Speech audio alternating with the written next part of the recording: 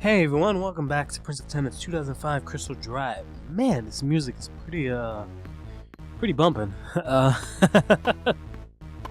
It's one of the good things about this game, that music isn't actually half bad.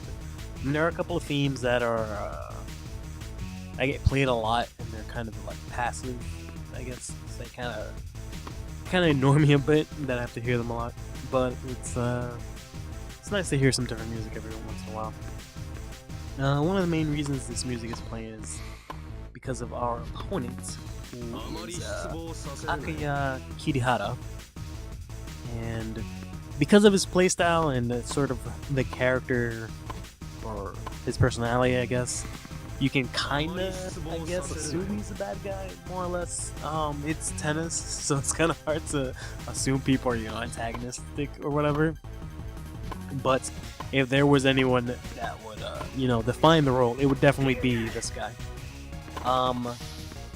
Yeah, that's his, it's one of his specials. It's really interesting. I was reading up before the match. So that one special, what it does is that, if you hit a forehand and your opponent hits a backhand, or if you hit a backhand and your opponent hits a forehand, if any of the swings are different, your opponent will most likely lose their racket.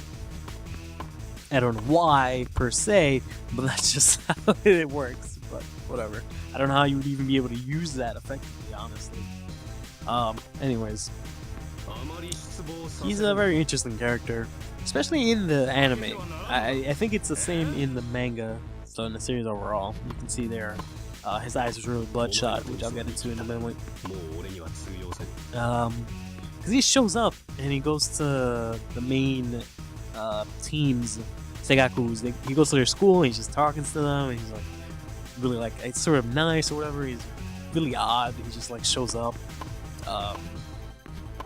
Doesn't really play anyone. Like, you would think he's like, that's kind of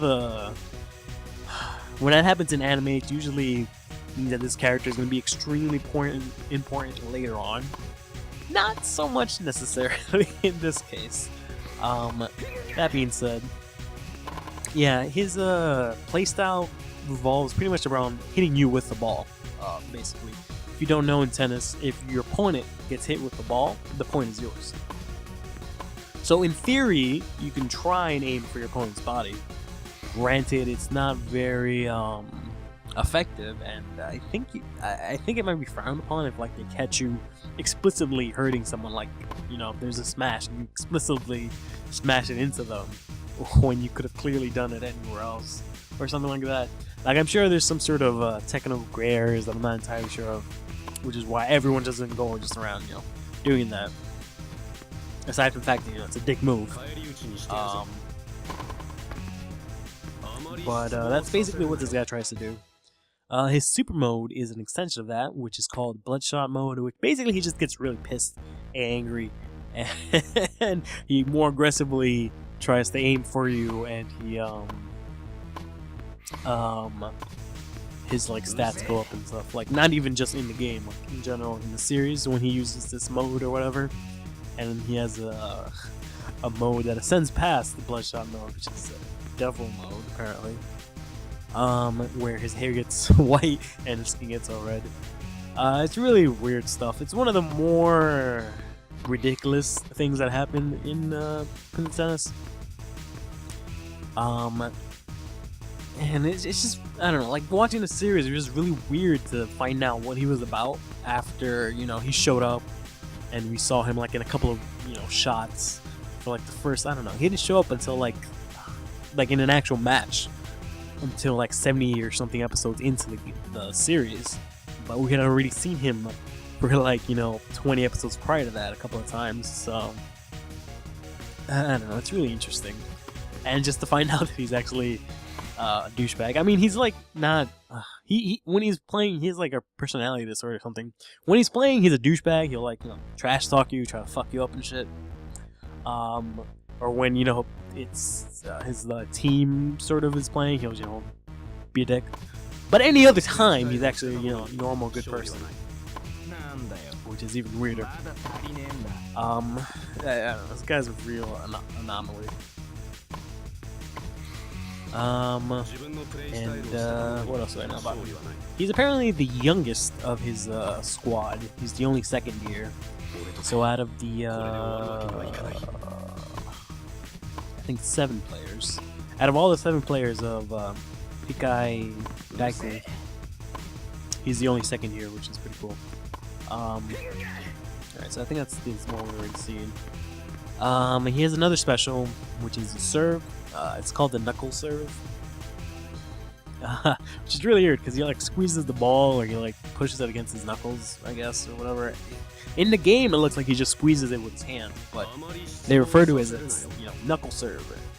Apparently, he does it with his knuckles. I don't understand, but it's basically just a twist serve, which is if you don't know what twist serve, it's just a kick serve, and if you don't know what a kick serve, it's basically just a serve with some spin on it. So it'll either go, you know, it'll either bounce and go out or bounce and go in. Twist serve is the one specifically that goes in, and then, you know, it specifically goes towards your opponent. It's, the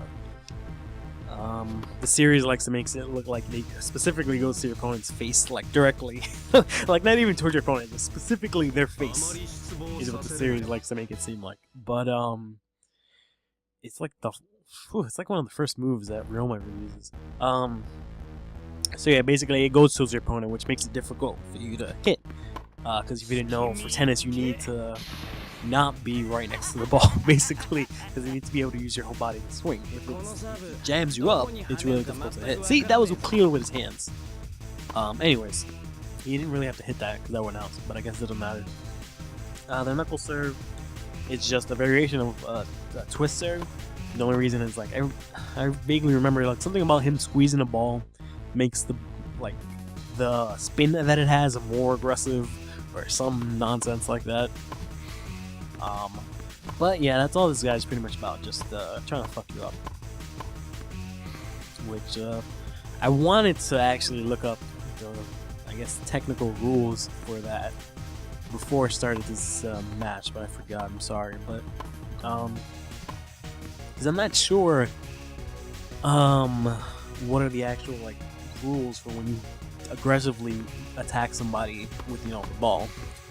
I know I've never seen it at all ever in like actual tennis. I've seen maybe one time somebody get hit with the ball or about to get hit with the ball or something like that, but never naturally to the extent of this game or any other game.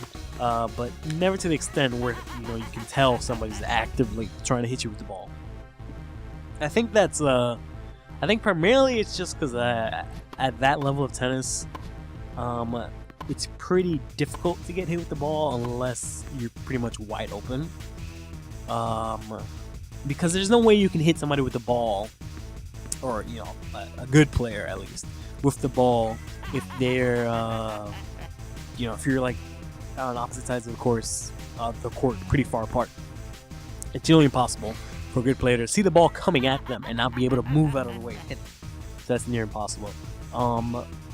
So the only times that would happen is maybe if you're at the net, or if you're both at the net, and something like that. And even then, that's kind of difficult to do and kind of pointless, because at that point when you're doing net play, you don't swing. You just need to tap the ball. So you would just kind of make things a little easier for them. I mean, assuming you're not, you know, beaming the ball. That's a different story. Which I'm pretty sure, like, I don't know.